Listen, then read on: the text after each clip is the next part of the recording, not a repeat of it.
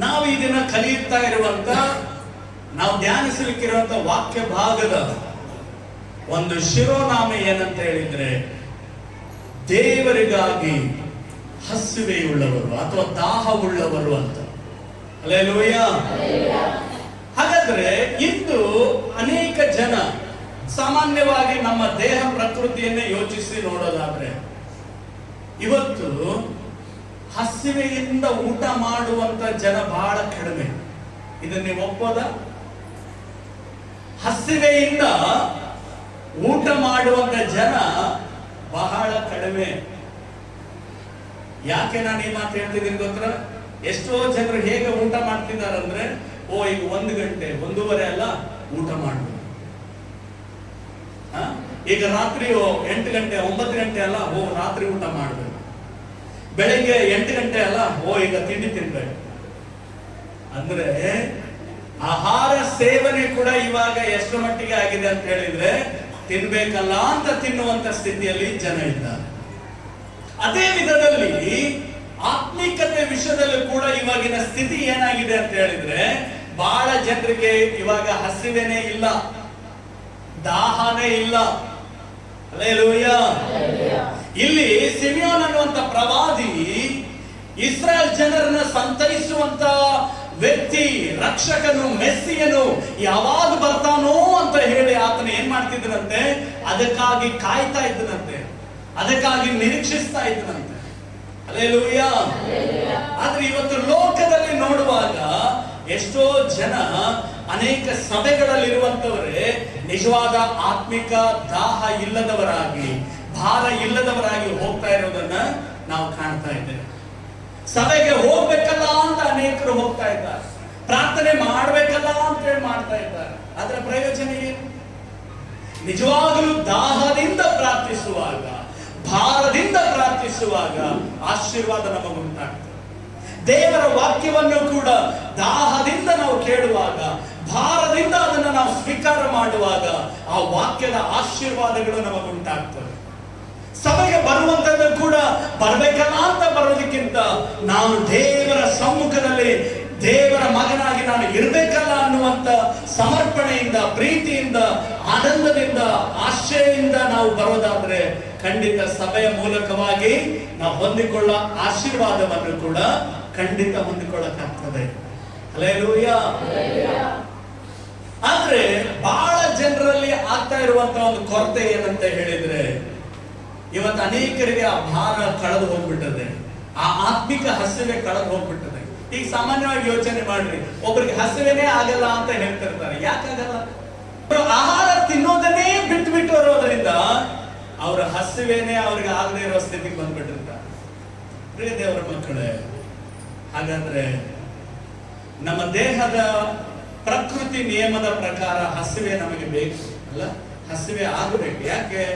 ಆಹಾರ ನಾವು ಸೇವಿಸಿದ್ರೆ ತಾನೇ ನಮ್ಮ ದೇಹಕ್ಕೆ ಬಲ ಬರುತ್ತೆ. ಆಹಾರವನ್ನು ಸೇವಿಸಿದ್ರೆ ತಾನೇ ನಾವು ನಮ್ಮ ದಿನನಿತ್ಯದ ಕೆಲಸಗಳನ್ನ, ದುಡಿಮೆಯನ್ನ ನಾವು ಮಾಡಕ್ಕಾಗತ್ತೆ, ಬದುಕಕ್ಕಾಗತ್ತೆ ಅಲ್ವಾ?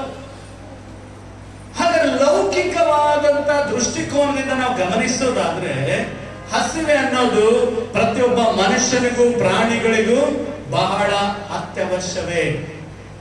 ಹಲ್ಲೆಲೂಯ.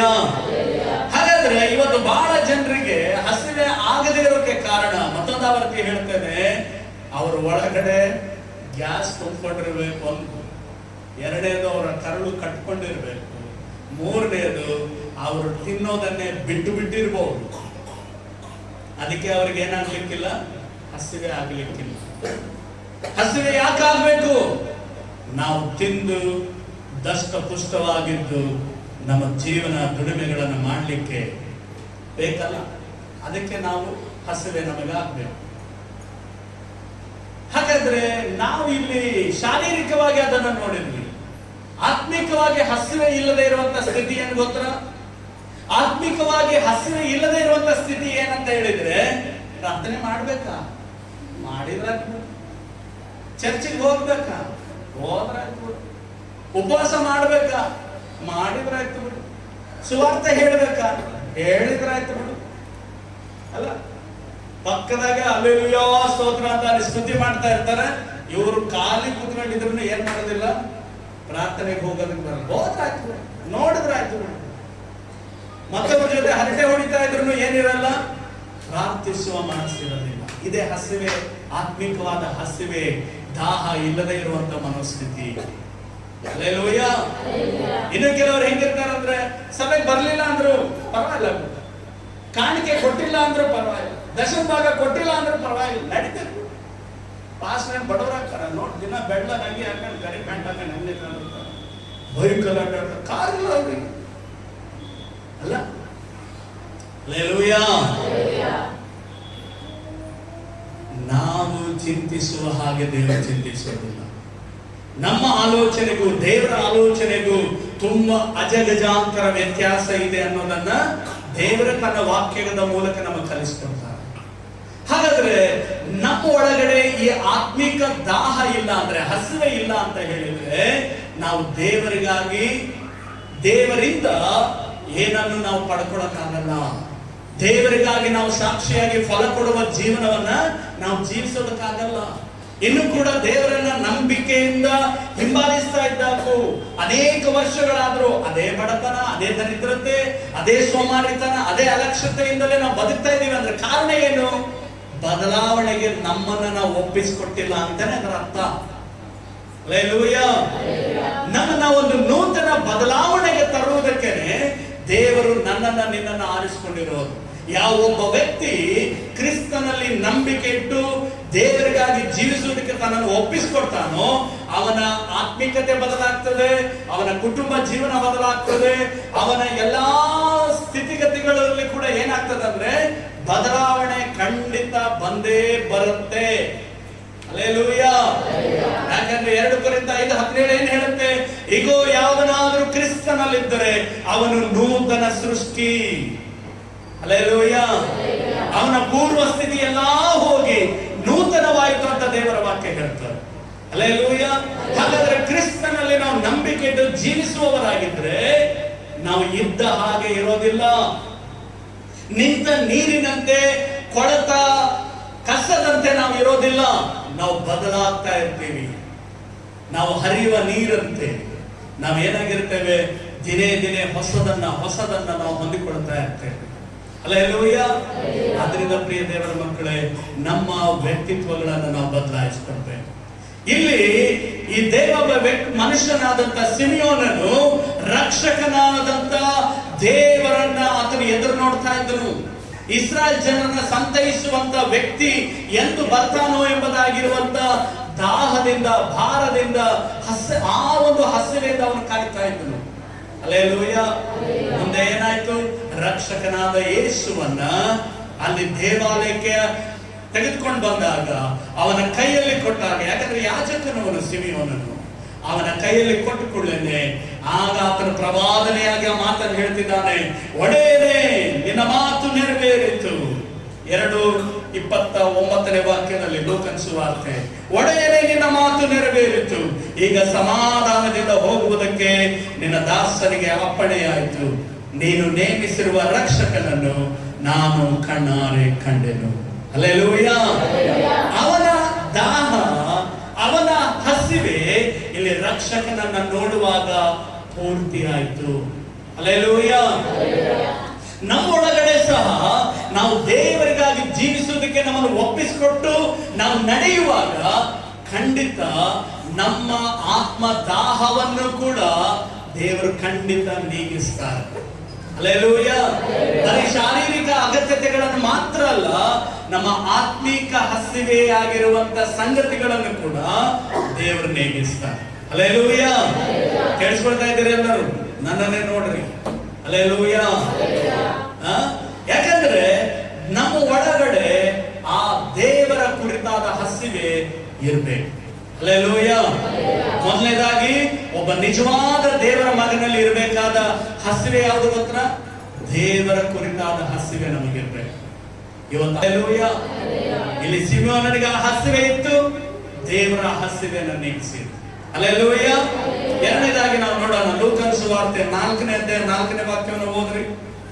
ಅಲ್ಲೇನಂತ ಬರೆಯಲ್ಪಟ್ಟದ ನೋಡೋಣ.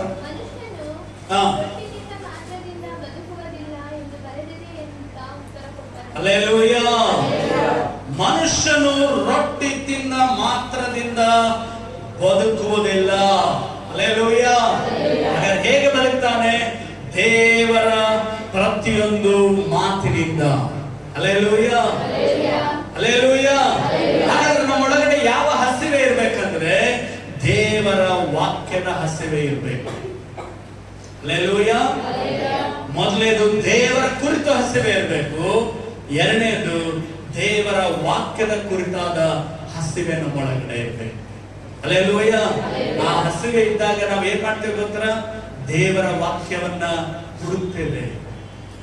ದೇವರ ಸೇವಕರ ಬಾಯಿಂದ ಬರುವಂತ ದೇವರ ಮಾತುಗಳು, ಓ ಇವತ್ತು ನನ್ನ ಸೇವಕರ ಮೂಲಕ ದೇವರು ಏನ್ ಮಾತಾಡ್ತಾರೆ, ಏನು ಪ್ರವಾದನೆ ಮಾತಿದೆ, ಏನು ಎಚ್ಚರಿಕೆ ಮಾತಿದೆ, ಏನು ಆಶೀರ್ವಾದದ ಮಾತಿದೆ, ಏನು ಆಲೋಚನೆ ಇದೆ, ಅದನ್ನು ಗುರುತಿಸುವ ಪ್ರಯತ್ನ ನಾವು ಮಾಡ್ತೇವೆ.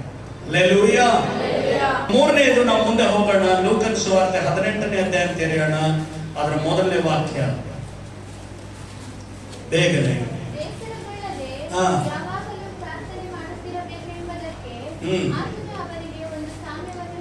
ಹಲ್ಲೆಲೂಯ. ಇಲ್ಲಿ ಏನನ್ನ ಕಾಣ್ತಾ ಇದ್ದೇವೆ? ಪ್ರಾರ್ಥನೆ.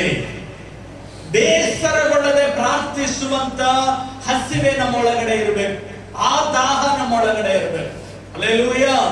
ಯಾರಾದ್ರೂ ದೇವರ ಮಕ್ಕಳು, ಅಕ್ಕ ನಾವು ಸ್ವಲ್ಪ ಪ್ರಾರ್ಥನೆ ಮಾಡೋಣ ಬರ್ರಿ ಅಂದ ಕೂಡ ಓಡುವಂತವರಾಗಿರ್ಬೇಕು. ಅಣ್ಣ ನಾನು ನೀವು ಸೇರಿ ಒಂದು ಅರ್ಧ ಗಂಟೆ ಪ್ರಾರ್ಥನೆ ಮಾಡೋಣ. ಖಂಡಿತ ನಾವು ಸೇರಿ ಪ್ರಾರ್ಥನೆ ಮಾಡ್ಬೇಕು. ಒಂದ್ ವೇಳೆ ದೂರ ಇದ್ದೀರಾ, ಫೋನ್ಗಳಿದ್ದಾವ, ಒಬ್ರಿಗೊಬ್ರು ಕಾನ್ಫರೆನ್ಸ್ ಕಾಲ್ ಹಾಕೊಂಡು ಯಾಕೆ ಪ್ರಾರ್ಥನೆ ಮಾಡಬಾರ್ದು? ಒಬ್ಬರಾದ್ಮೇಲೆ ಒಬ್ರು ನೀವ್ ಇದಕ್ಕೆ ಪ್ರೇಯರ್ ಮಾಡ್ರಿ, ನೀವ್ ಇದಕ್ಕೆ ಪ್ರೇಯರ್ ಮಾಡ್ರಿ ಅಂತ ನೀವೇ ಶೇರ್ ಮಾಡ್ಕೊಂಡು ಯಾಕೆ ಪ್ರಾರ್ಥನೆ ಮಾಡಬಾರ್ದು? ಹಲ್ಲೆಲೂಯ. ಇವತ್ತಿನ ಅಂತ ಅನುಕೂಲಗಳನ್ನು ನಾವು ದೇವರ ಮಹಿಮೆಗಾಗಿ ಉಪಯೋಗ ಮಾಡಬೇಕು. Hallelujah, hallelujah. ನಮ್ಮ ಒಳಗಡೆ ಏನಿರ್ಬೇಕಂದ್ರೆ ಕೇಳಿಸ್ಕೊಡ್ರಿ ಮಕ್ಕಳು, ನಮ್ಮ ಒಳಗಡೆ ಪ್ರಾರ್ಥನೆ ಕುರಿತಾದಂತ ಹಸಿವೆ ನಮ್ಮ ಒಳಗಡೆ ಇರಬೇಕು. ಪ್ರಾರ್ಥನೆ ಮಾಡದಂತೆ ಬೇಸರಿಕೆ ಪ್ರತಿಯೊಬ್ಬರಿಗೂ ಬಂದೇ ಬರ್ತದೆ. ಪರಿಸ್ಥಿತಿ ಒತ್ತಡಗಳಿರ್ಬೋದು, ಕುಟುಂಬದ ಒತ್ತಡಗಳಿರ್ಬೋದು, ಅಥವಾ ನಮ್ಮ ದೇಹ ಸ್ಥಿತಿ ಇರಬಹುದು, ಅಥವಾ ಯಾವುದೇ ಕೊರತೆಗಳಿರ್ಬೋದು. ಆದ್ರೆ ಅಂತ ಸಮಯಗಳೆಲ್ಲದರಲ್ಲಿ ಕೂಡ ದೇವರ ವಾಕ್ಯ ಏನ್ ಹೇಳ್ತದೆ? ಬೇಸರಗೊಳ್ಳದೆ ನೀವು ಪ್ರಾರ್ಥಿಸಿ.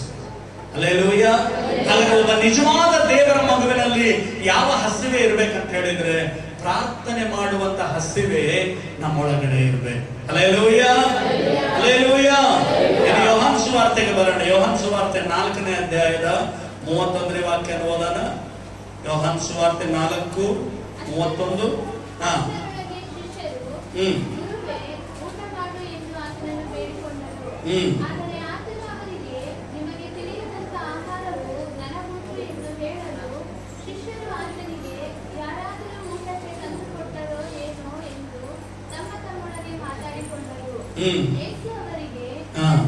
ನನ್ನನ್ನು ಕಳುಹಿಸಿದಾತನ ಚಿತ್ತದಂತೆ ಮಾಡಿ ಆತನ ಕೆಲಸವನ್ನು ಪೂರೈಸುವುದೇ ನನ್ನ ಆಹಾರವು. ಹಲ್ಲೆಲೂಯ.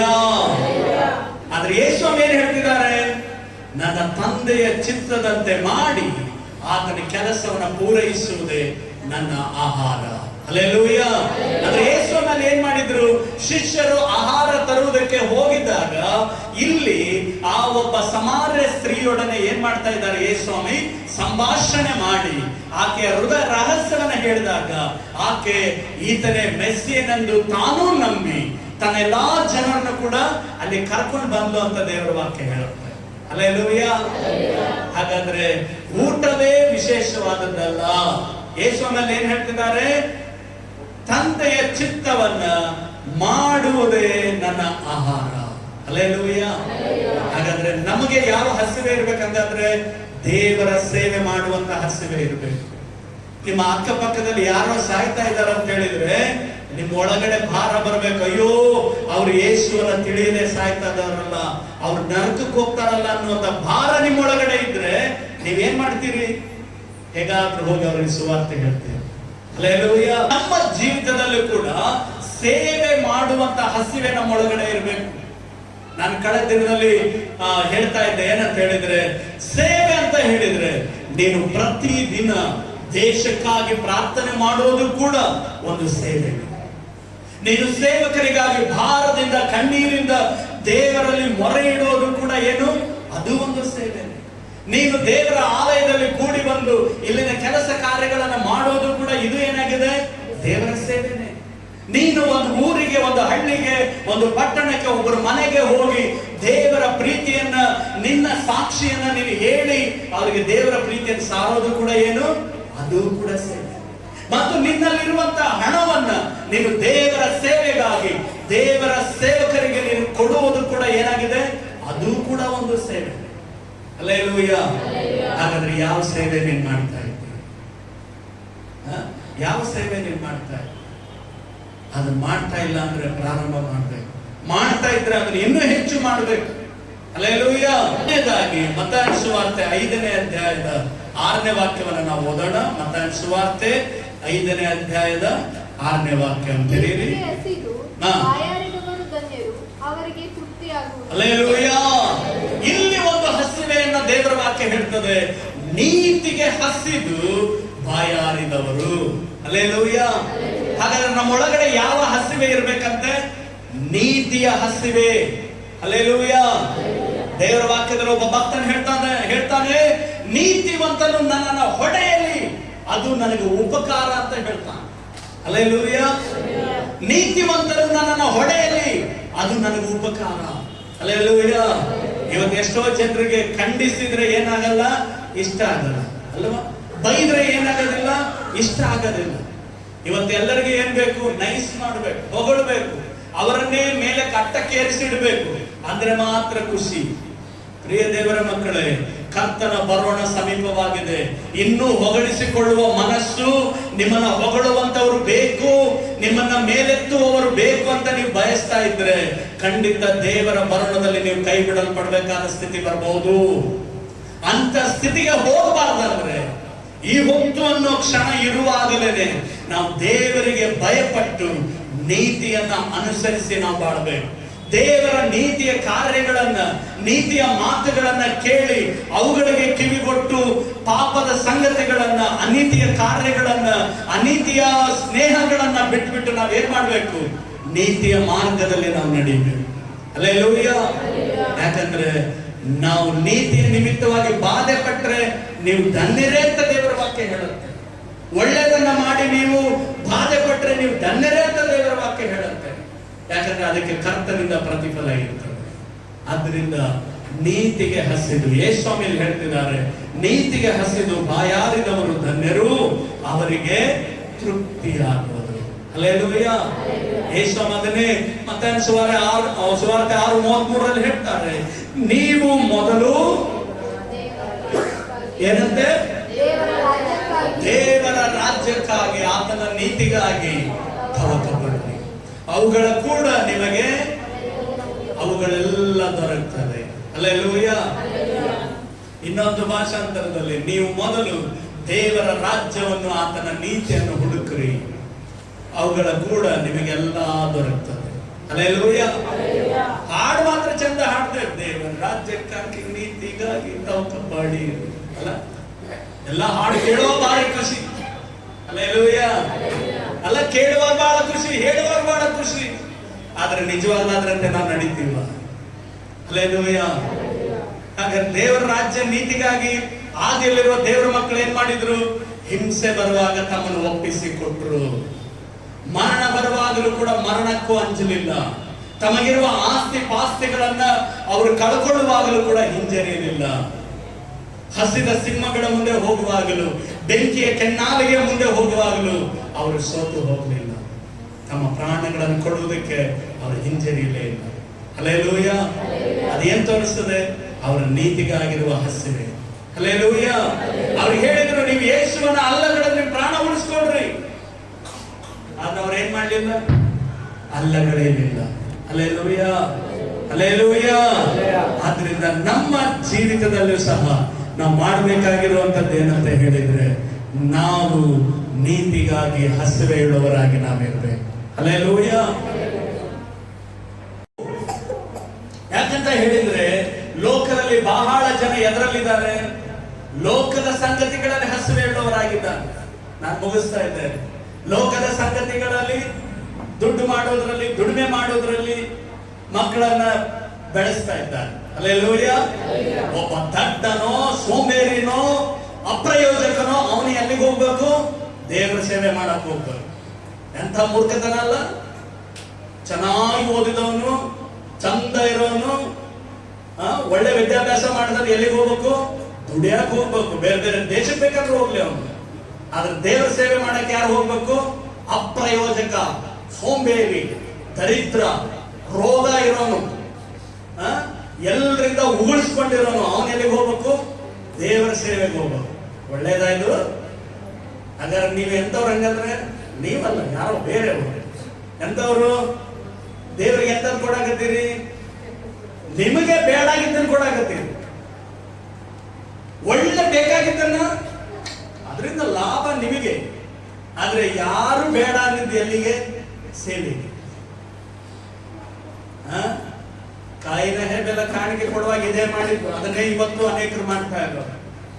ಬೇಡ ಆಗಿದ್ದು ನೀವು ದೇವರಿಗೆ ಹಾಕಿ ಕೊಡ್ತಿದ್ದೀರಿ ಅಂದ್ರೆ ದೇವರನ್ನು ಒಳ್ಳೇದಾಗಿ ಉಪಯೋಗಿಸ್ತಾ ಅಂತವ್ರನ್ನ ಸಾಕ್ಷಿಯಾಗಿ ದೇವರು ಇವತ್ತು ನಿಲ್ಲಿಸಿರ್ಬಹುದು, ಉಪಯೋಗಿಸ್ತಾ ಇರಬಹುದು. ಆದ್ರೆ ದೇವರಿಗೆ ಕೊಡೋದನ್ನ ಅಮೂಲ್ಯವಾಗಿರುವುದನ್ನು ಕೊಡೋಣ. ಹಲ್ಲೆಲೂಯ. ಅಮೂಲ್ಯವಾಗಿರುವುದನ್ನು ಕೊಡೋಣ. ನಮ್ಮ ಮಕ್ಕಳನ್ನ, ನಮ್ಮನ್ನ ದೇವರಿಗಾಗಿ ನಾವು ಯಥಾರ್ಥವಾಗಿ ಆತನ ರಾಜ್ಯ ನೀತಿಯ ಸೇವೆಗಾಗಿ ನಮ್ಮನ್ನು ನಾವು ಕೊಡೋದಾದ್ರೆ ಖಂಡಿತ ದೇವರ ಆಶೀರ್ವಾದ ಮಾಡ್ತಿದ್ದಾರೆ. ಹಲ್ಲೆಲೂಯ. ಖಂಡಿತ ನಮ್ಮನ್ನು ಆಶೀರ್ವಾದ ಮಾಡ್ಲಿಕ್ಕೆ ಸಾಧ್ಯ. ಇವತ್ತು ನಾವು ದುಡಿತಾ ಇದ್ದೇವೆ. ಯೋಚನೆ ಮಾಡ್ರಿ, ಇವತ್ತು ಕೆಲವು ರಾಜ್ಯಗಳಲ್ಲಿ, ಪಂಜಾಬ್, ನೇಪಾಳ, ಕೆಲವೊಂದು ರಾಜ್ಯಗಳನ್ನ ನಾವು ನೆನಪು ಮಾಡಿ ನೋಡೋದಾದ್ರೆ ಎಷ್ಟೋ ಜನ ತಮಗಿರೋದನ್ನೆಲ್ಲ ಕಳ್ಕೊಳ್ತಿದ್ದಾರೆ. ಬೇರೆ ಬೇರೆ ರಾಜ್ಯಗಳಲ್ಲಿ ಪ್ರವಾಹಗಳಿಂದ, ಜನ ಹೊಡೆದಾಡಿಕೊಳ್ಳೋದ್ರಿಂದ, ಅನೇಕ ಪ್ರಕೃತಿಯ ವಿಕೋಪಗಳಿಂದ ಏನೆಲ್ಲ ಅವರ ಆಸ್ತಿ ಪಾಸ್ತಿಗಳು ಅವರ ಕಣ್ಣೆದುರುಗಡೆ ಕಳ್ಕೊಳ್ತಾ ಇದ್ದಾರೆ. ಇವತ್ತು ನಾವು ಏನು ಕಳ್ಕೊಂಡಿಲ್ಲಲ್ಲ. ಹಾಗಾದ್ರೆ ದೇವರ ಕೃಪೆ ನಮ್ಮ ಮೇಲಿದೆ, ಅವ್ರ ಮೇಲೆ ಇಲ್ಲ ಅಂತಲ್ಲ. ದೇವರು ಯಾರಿಗೆ ಏನೇ ಅನುಮತಿಸಿದ್ರು ದೇವರ ಉದ್ದೇಶವಿಲ್ಲದೆ ಯಾವುದನ್ನು ಮಾಡಲ್ಲ. ಹಲ್ಲೆಲೂಯ. ನಿನ್ ಜೀವಿತದಲ್ಲಿ ಏನೋ ನಡೀತಾ ಇದೆ ಅಂತ ಹೇಳಿದ್ರೆ ದೇವರ ಚಿತ್ತವಿಲ್ಲದೆ ಯಾವುದು ನಡೆಯೋದಿಲ್ಲ. ಹಲ್ಲೆಲೂಯ. ನೀನು ದೇವರಿಗೆ ನಂಬಿಗಸ್ತನಾಗಿ ನಡೆದ್ರೆ ನಿನ್ನ ಜೀವಿತದಲ್ಲಿ ನಡೆಯುವ ಅನುಭವನೇ ಬೇರೆ. ನೀನ್ ದೇವರಿಗೆ ಅವಿಧೇಯನಾಗಿ ನಡೆದಿದ್ರೆ ಅದರ ಕುರಿತಾಗಿ ನಡೆಯುವ ಅನುಭವನೇ ಬೇರೆ. ಆದ್ರೆ ನೀನು ಯಾವುದನ್ನು ಬಿತ್ತುತ್ತೀಯೋ ಅದನ್ನೇ ಕೊಯ್ಯುವಂತೆ ದೇವರು ನಿನ್ನನ್ನು ನಡೆಸ್ತಾರೆ. ಹಲ್ಲೆಲೂಯ. ಆದ್ರಿಂದ ಪ್ರಿಯ ದೇವರ ಮಕ್ಕಳೇ, ನಾವು ಬದಲಾಗಬೇಕು. ನಮ್ಮೊಳಗಡೆ ನಿಜವಾದ ಹಸಿವೆಯನ್ನ ಬೆಳೆಸ್ಕೊಳ್ಬೇಕು. ಹಲ್ಲೆಲೂಯ. ಹಾಗಾದ್ರೆ ನಿಜವಾದ ದೇವರ ಮಕ್ಕಳಾದ ನಮ್ಮಲ್ಲಿ ಯಾವ ಹಸಿವೆ ಇರ್ಬೇಕು? ಮೊದಲನೇದು ಯಾವುದು? ನಾನು ಕೊನೆಯ ಮುಗಿಸ್ತೇನೆ. ಮೊದಲನೇ ಹಸಿವೆ ಯಾವ್ದು ಇರ್ಬೇಕು ನಮ್ಮಲ್ಲಿ? ದೇವರ ಕುರಿತಾದ ಹಸಿವೆ. ಎರಡನೇದು ನಮ್ಮೊಳಗಡೆ ಏನಿರಬೇಕು? ದೇವರ ವಾಕ್ಯದ ಕುರಿತಾದ ಹಸಿವೆ. ಮೂರನೇದು ಯಾವ್ದಾಗಿರ್ಬೇಕು? ದೇವರ ಪ್ರಾರ್ಥನೆಯ ಕುರಿತಾದ ಹಸಿವೆ ನಮ್ಮೊಳಗಡೆ ಇರಬೇಕು. ನಾಲ್ಕನೇದು ಏನಿರ್ಬೇಕು? ದೇವರ ಸೇವೆ, ಕ್ರಿಸ್ತನ ಸೇವೆ ಮಾಡುವುದರ ಕುರಿತಾದ ಹಸಿವೆ ನಮ್ಮೊಳಗಡೆ ಇರಬೇಕು. ಐದನೇದು ನಮ್ಮ ಒಳಗಡೆ ದೇವರ ನೀತಿಯ ಕುರಿತಾದ ಹಸಿವೆ ನಮ್ಮೊಳಗಡೆ ಇರಬೇಕು. ಹಲ್ಲೆಲೂಯ. ಹಲ್ಲೆಲೂಯ. ಹಾಗಾದ್ರೆ ನಿನ್ನಲ್ಲಿ ಈ ಹಸಿವೆ ಇದೆಯಾ? ಈ ವಾಕ್ಯವನ್ನು ಕೇಳಿಸಿಕೊಳ್ತಾ ಇರುವಂತ ಪ್ರಿಯ ಸಹೋದರನೇ, ಸಹೋದರಿ, ಪ್ರಿಯ ಮಗನೇ, ಮಗಳೇ, ನಿನ್ನೊಳಗಡೆ ಈ ಹಸಿವೆ ಇದೆಯಾ? ಈ ಸಂದೇಶ ಬರೀ ಆನ್ಲೈನ್ ನಲ್ಲಿ ಯಾರು ಕೇಳಿಸ್ಕೊಳ್ಳಿ ಅಂತ ಅಲ್ಲ, ಇಲ್ಲಿರುವ ನಾನು ನೀನು ಮಾತ್ರ ಕೇಳಿಸ್ಕೊಳ್ಳಿ ಅಂತ ಅಲ್ಲ. ಇದನ್ನ ಒಬ್ಬೊಬ್ಬರು ಕೂಡ ಕೇಳಿಸಿಕೊಂಡು ನಮ್ಮನ್ನು ನಾವು ಕ್ರಮಪಡಿಸಿಕೊಳ್ಬೇಕು. ಹಲ್ಲೆಲೂಯ. ನನ್ನೊಳಗಡೆ ಹಾಗಾದ್ರೆ ಯಾವ ಹಸಿವೆ ಇದೆ? ಬರೀ ಲೋಕದ ಸಂಗತಿಗಳ ಕುರಿತಾದ ಹಸಿವೆ. ಹಗಲು ರಾತ್ರಿ ಕಣ್ಬಿಟ್ರೆ ಸಾಕು, ಎಲ್ಲಿ ದುಡಿಯೋದು, ಎಲ್ಲಿ ಹೋಗೋದು, ಎಲ್ಲಿ ದುಡ್ಡು ಮಾಡೋದು, ಇದೇ ಆಯ್ತಾ? ಇದಕ್ಕಾಗಿ ನೀವು ಹಗಲು ರಾತ್ರಿ ಪ್ರಯಾಸ ಪಟ್ರೆ ಒಳ್ಳೆಯದಲ್ಲ. ದೇವರ ವಾಕ್ಯ ಏನ್ ಹೇಳುತ್ತೆ? 127ನೇ ಕೀರ್ತನೆಯಲ್ಲಿ, ಆತನು ತನ್ನ ಪ್ರಿಯರಿಗೆ ಅದನ್ನ ನಿದ್ರೆಯಲ್ಲಿನೇ ಕೊಡ್ತಾನೆ. ಹಲ್ಲೆಲೂಯ. ಹಲ್ಲೆಲೂಯ. ಹಾಗಾಗಿ ನಾವು ನಮ್ಮ ಒಳಗಡೆ ನಿಜವಾದ ಒಳ್ಳೆ ಹಸಿವೆಯನ್ನ ಬೆಳೆಸ್ಕೊಡ್ಬೇಕು. ಹಲ್ಲೆಲೂಯ. ಹಲ್ಲೆಲೂಯ. ನಾವು ದೇವರ ರಾಜ್ಯ ನೀತಿಗಾಗಿ ನಾವು ಬದುಕುವುದಕ್ಕೆ ಪ್ರಾರಂಭಿಸಿದ್ರೆ ನಮಗ್ ಬೇಕಾದದ್ದೆಲ್ಲ ನಮ್ಮನ್ನೇ ಹಿಂಬಾಲಿಸ್ಕೊಂಡು ಬರೋ ತರ ದೇವರು ಖಂಡಿತ ಮಾಡ್ತಾರೆ. ಹಲ್ಲೆಲೂಯ. ಹಲ್ಲೆಲೂಯ. ಅಂತ ಹಸಿವೆಯನ್ನು ನಾವು ಬೆಳೆಸ್ಕೊಳ್ಳೋಣ, ನಮ್ಮನ್ನು ಬದಲಾಯಿಸ್ಕೊಳ್ಳೋಣ. ಕರ್ತನು ಸಹಾಯ ಮಾಡಲಿ. ದೇವರ ವಾಕ್ಯದ ಮೂಲಕ ನಮ್ಮೆಲ್ಲರನ್ನ ಆಶೀರ್ವದಿಸಲಿ. ಆಮೆನ್. ಪ್ರಾರ್ಥನೆ ಮಾಡೋಣ.